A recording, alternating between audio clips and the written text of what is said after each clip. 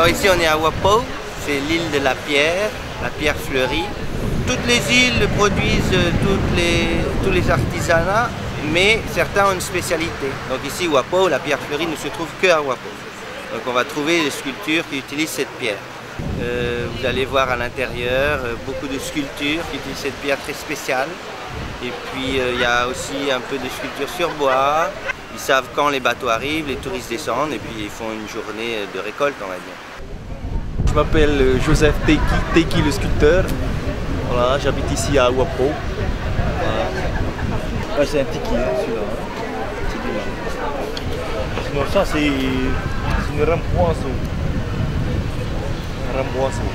Voilà, on marquise un Hoeman. Ça fait 14 ans que je travaille dans l'artisanat. Belle vie. Celle-là, c'est l'arbre à pain. Et celle-là, c'est les bagnons. Et ça, les blancs là, c'est l'écorce mûrier.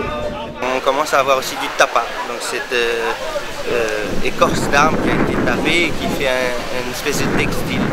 Fatou Iva par exemple c'est spécialisé dans le tapa, mais parce que génération après génération, il y a eu des spécialisations qui se sont faites. Elle a choisi un beau morceau, elle sépare l'écorce avec ce petit morceau de bois. Il faut beaucoup d'énergie et puis il faut beaucoup de patience parce que c'est pas donné à tout le monde. Hein. Voilà. Donc vous avez le morceau de bois, donc elle ne va plus l'utiliser cette partie-là. Vous avez cette écorce et cette écorce qu'elle va justement, donc elle va enlever l'extérieur, c'est-à-dire peler l'écorce extérieure pour pouvoir garder l'écorce intérieure.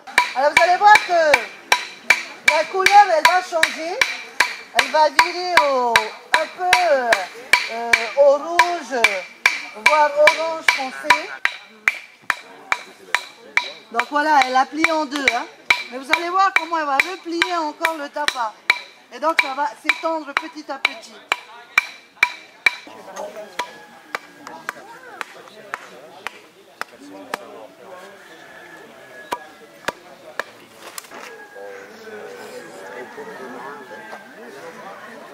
Voilà, messieurs, dames, ce que ça donne. Hein.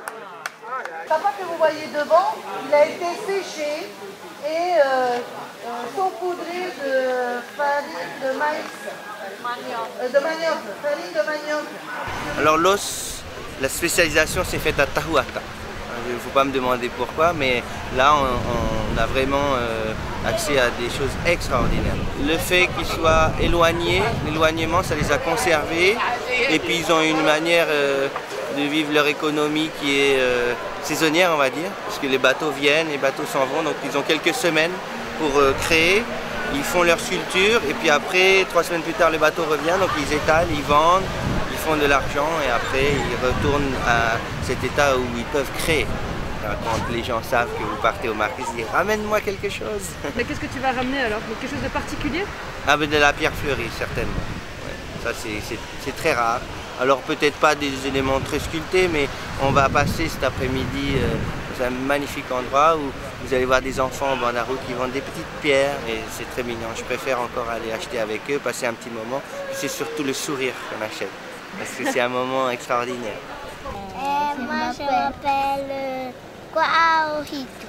Moi je m'appelle Teki Napuko. Moi je m'appelle Tei. Totaku.